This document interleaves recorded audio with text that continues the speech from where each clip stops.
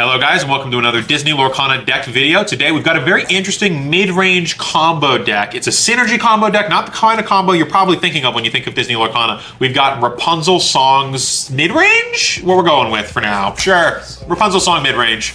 All right, so we called this deck the Rapunzel Songs Mid-Range. There's a lot of cards there. I'm gonna go through, it's a bit of a combo deck. I'm gonna go through what the thesis behind this deck is. Saw this combo, a little bit inspired online, a little bit inspired by what I was poking around with already. Very excited to show this off. So, starts off with either of our 3 mana plays here in either Jasper or Mickey Mouse. The most important thing here is that they have 4 health. That's the important part. They're both 3 mana, they both have 4 health. These cards are also inkable, which I like a lot. There's a couple other cards in these colors that are 3 mana with 4 health. I like these guys the best. This guy has an extra attack, and this guy has an ability when he quests. Chosen opposing character can't quest during the next turn. Nice little piece of lockdown. Just useful characters that we want to be playing on turn 3 with 4 toughness. Why does this 4 toughness matter? Well, next up, we've got Rapunzel. We've got our Rapunzel, we've got 4 copies of her because we're trying to line this combo up. 4 mana inkable, quite nice in case we draw multiples, but we're really never inking her. She's the life and blood of this deck. She's a 1 attack, 5 health, so she's got a lot of health, very hard to kill in combat. Quest for 2, which is quite nice, so we're typically not going to be using her for that, actually. When you play this character, remove up to 3 damage from one of your characters. Draw a card for each damage removed this way. This effect is incredible. This effect is so strong, and we're going to be abusing the ever-loving hell out of this deck. If you saw our Moana Princess combo, I alluded to this card being crazy. This is the deck it's crazy in. So we want to be playing our turn 3, one of our turn 3 cards. I'm going to use the Mickey Mouse for an example. On turn 3, we ink a card, we play Mickey Mouse. On turn 4, we ink a card. We have Mickey Mouse attack into one of our opponents, hopefully one of their characters with 3 power. There's a couple characters that are 2 mana, or if we're going second, that are 3 mana that have 3 power that they could have quested with, at least something with 2 power, so that we get some damage on our Mickey. Then we have our 4 mana, we still haven't played it yet, we play Rapunzel. We fully heal our Mickey Mouse, and we draw either 2 or 3 cards. Christmas Land is we draw 3 cards. Ideally, we're going to be drawing at least 2. If they haven't committed anything to the board by turn 3 or turn 4, we can start questing with Mickey, and we'll probably win the game that way anyways. You kind of need to commit stuff to the board in the early game in this game, or else you're just going to fall way far behind. But that's not where the combo ends. Next up, we've got Mother's Knows Best. This is a very powerful song, 3 mana uninkable, but that's okay because it's a song we're going to be having our character sing it. As with all songs, a character with cost 3, which it costs 3 or more, can exert themselves to sing this song for free, so you don't spend any mana on it. This says return chosen character to their player's hand. Typically, you're going to be using this card in most decks to return your opponent's really strong cards to their hand. This is very good into a lot of the shift cards, like the big shift Stitch, the shift Hades, the shift Aladdin, a lot of the good shift cards, because it will return both the cards back to their hand. So if they want to try and cheat out their shift card again, they have to commit the small guy, then the shift guy, and it's really mana efficient for them, especially if you can sing this card. Very useful at getting rid of shift stacks. But in this deck, we're actually going to be targeting our own characters. So in this example, we've played Mickey Mouse, they've played something down, we attack, say they have a 3 damage thing, Mickey Mouse has 3 damage marked on it. On turn 4, we played Rapunzel, we fully healed our Mickey Mouse. Mickey Mouse then comes back to our turn. I like Mickey Mouse here because he does 3 damage, so he's going to be killing a lot of the things he's attacking. We draw 3 cards. Ideally, we've drawn Mother's Knows Best in this draw 3. It's pretty likely, especially since we're playing 4. This is coming down on turn 4. We've already drawn a couple cards for turn. Maybe we have some of our other card draw engines that we've been going on by the time we commit this. Then we're drawing 3 more cards plus card for turn on turn 5. It's pretty likely to find Mother Knows Best. It's like an 80% likelihood. I believe I calculated it. Pretty likely. So then we're going to have our Mickey Mouse attack again. We're going to play out our 5th card for mana, for ink for the turn. Then we're going to have Rapunzel sing Mother Knows Best, targeting herself. She's going to return back to our hand. Then we're going to play our 4 mana, play Rapunzel, fully heal on Mickey Mouse again, and draw 3 more cards. This is so incredibly powerful as a mid-range strategy where we're just trying to have more cards in our hand than our opponent, which we can then use to beat our opponent on board, to quest more than our opponent, and to just control them out of the game at a mid-range pace. We're not like an all-in control deck where we have a lot of late game. Our late game is having 12 cards in our hand at all time because Disney Lorcana has officially come out and said that as of set 1, there is no max hand size, which means we can sit with 13, 14, 25 cards in our hand. There's nothing our opponents can do about it. We don't have to discard down to hand size. We're going to be hitting our ink every single turn. Even though we're not a ramp deck, we're going to have a mana every single turn because we have so many cards in hand, and we're just going to keep the pressure on. Now, this is a songs deck, and so we do need some singers and some way to find our songs. So we've got this 3 mana Ariel. This card acts as a backup plan to our other 3 mana cards that we want to be playing earlier. She does have a lot of toughness, and she can help find our songs like Mother Knows Best. She's a 3 mana inkable card, 2 attack, 3 health. She doesn't get the full value out of the Rapunzel because she only has 3 health, so she has 3 damage on her. She's dead, but hopefully we can get 2 damage on her, get a couple cards off of it. She has Singer 5, so she comes to sing songs as if she was 5 cost. This lets her sing every song in the deck. Also, when you play this card, look at the top 4 cards of your deck. You may reveal a song, put it into your hand, put the rest on the bottom in any order. We have a lot of songs in this deck, so this effect is almost always going to hit. It's very, very rare that you do not find a song. We're playing a lot of songs in this deck. And she's able to sing almost everything. We've got Sebastian to follow up with our singers, just another early game card. Our main combo comes out on turn 3, 4, and 5, so we want to be doing relevant things on turns 1 and 2. Sebastian here is a 2-mana 2/2, great stat line. Quest for 1, would have preferred him to quest for 2, but he's got Singer 4, so most of the time he's not singing anyways. This Singer 4 allows him to sing every song in the game. Our songs max out at 4 mana, so he's able to sing every song that we have in the deck.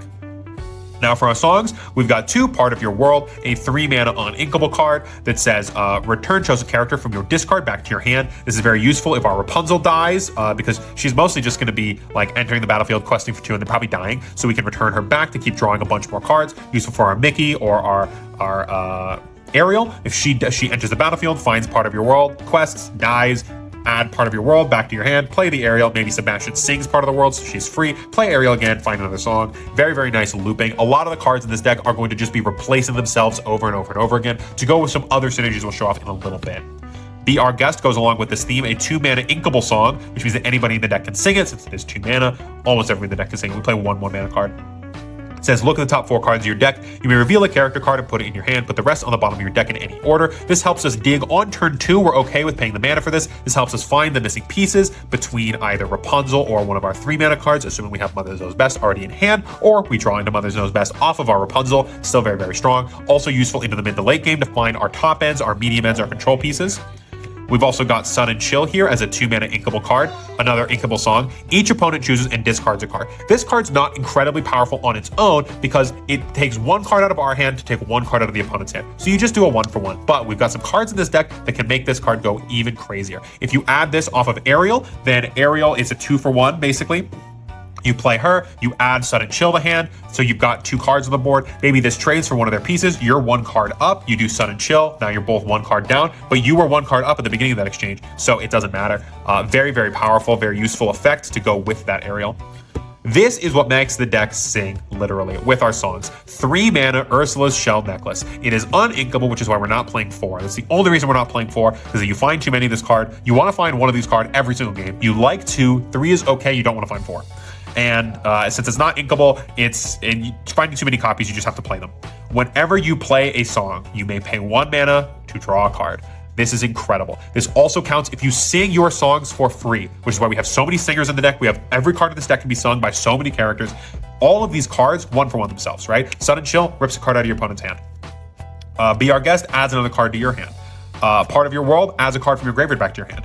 That comboed with our Ursula Shell Necklace. Also, Mother Knows Best. If you're using this to bounce one of your opponent's cards, you've 1-for-1. But their card's still in their hand, so it's not great because they can just still play it again.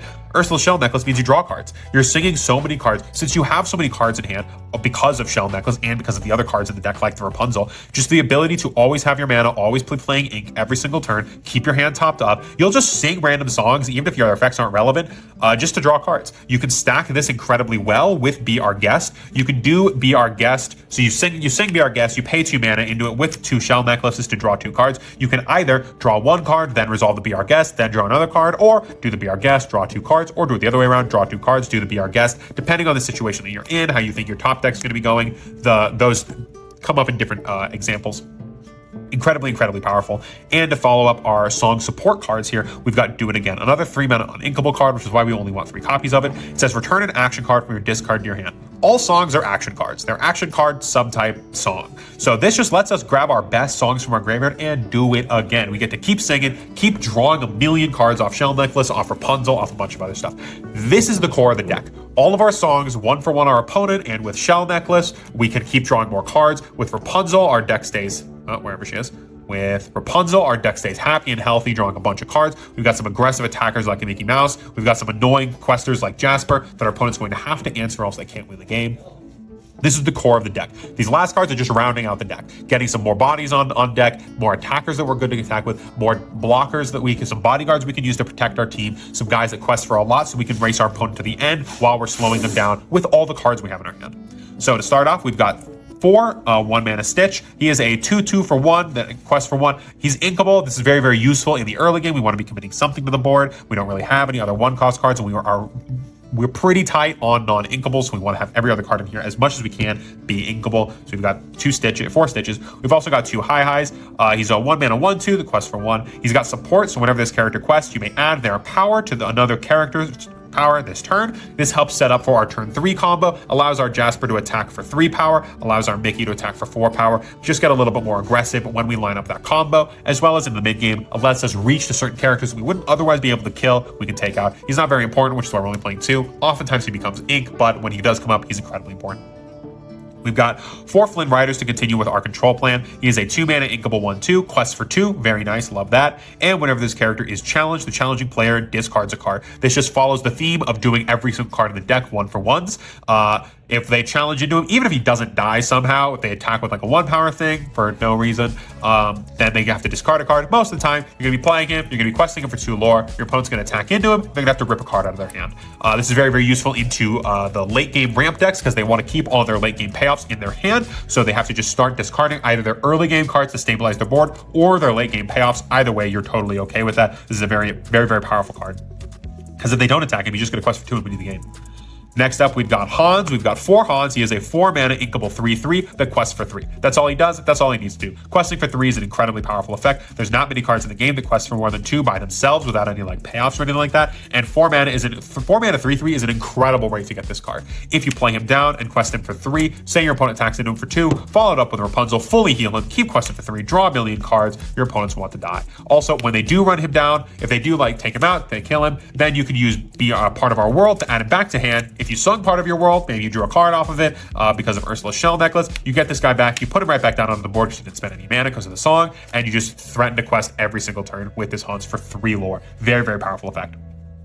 Next up, we've got Maximus, our 5-mana card. This is kind of pushing our top end for 5 mana. He is inkable, which is very, very nice. He is a 5-mana 4/5, incredible effect, incredible stat line just right there. A lot of your 5-mana cards tend to taper off as they push higher mana values. He's got Bodyguard and Support. This card is incredible. So Bodyguard says this character may enter play exerted. An opposing character who challenges one of your characters must choose one with Bodyguard if able. He's also got Support, so whenever this character quests, you may add this character's power to that character's power.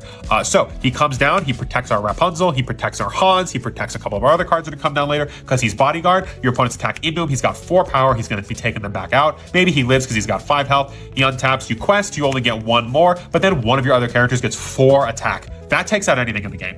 4 attack on any of these mid-range guys or even a lot of the early game guys will just delete anything on your opponent's board. Incredibly, incredibly powerful. Plus, then he's tapped again. Your opponents have to attack into him again. He's going to take something out. He like 3-for-1s every single time I play this card. Maximus is an incredible card. He's only an uncommon, I believe that symbol is. He's incredibly powerful. His stats, his mana value, the ability to be inked, his keywords, they all work so, so well together. Incredibly powerful card.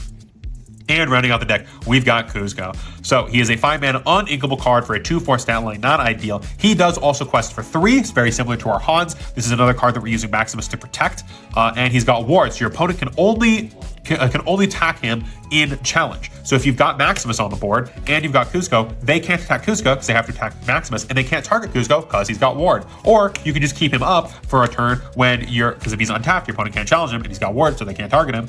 And it's for a turn where that 3 mana is really going to push you over the edge to the point where your opponent can't respond. Also, when this character is challenged and banished, you may banish the challenging character. So if they do find something to take him out, you just take it out back. They commit one of their big guys, you quest with Kuzco, they have to deal with it because it quests for 3. It's tapped. This is one of the only times they have to deal with it because it's got ward. When it's untapped, it's really, really hard to deal with. They send one of their guys in, and you just take out whatever dealt with it. Again, following in the footsteps of always 1-for-1ing with this deck, and this guy goes with a 3 lore on to boot. It's just so crazy. The 5-mana here is a bit steep, but since we're drawing so many cards in this deck, we can ink our 1-mana cards in the early game if we're drawing a bunch of our uninkable cards. A lot of the songs that we're playing are very inkable. That's one of the good parts about a lot of these songs is they're able to be inked. Most songs can't be inked, which is a little unfortunate. I get why, but it's a little unfortunate. We've got our singers, we've got an incredible card draw with Rapunzel, we've got decent mid-game attackers and lockdown pieces in Jasper and Mickey Mouse, we've got pretty good removal with Mother Knows Best, and incredible combo potential with it. Every card in the deck here basically 1-for-1s or protects our cards that then 1-for-1. This is an incredibly, incredibly powerful mid-range deck if you like having lots of cards in your hand, if you like being able to adapt to your opponent no matter what deck they're playing, no matter what play style they're going with, and still being able to just drown them in card advantage, get rid of all their cards, ignore what they're doing. to the best extent that you can and just draw as many cards as possible, this is the deck for you. This deck is incredibly powerful. I'm very excited to show this deck off. This is one of my favorite decks. I still like the Dark Elsa deck that we showed off a couple videos ago, but this is probably my second favorite deck right now. Very, very excited for this deck to come out into paper play and for me to be testing with it for real with the real cards. If you also are excited about Disney Lorcana, we've got a bunch of deck tech videos on the channel. We've got more coming your way. We've got gameplay coming your way. We've got gameplay already on the channel. We've got some more pack openings planned for the future when we get those packs. That'll be very exciting. And so you can go ahead and keep your eyes here for all that content, and we will see you guys in the next video. Peace. But if I lay down and I play dead and I stay dead, maybe you'll get sick of being the monster out of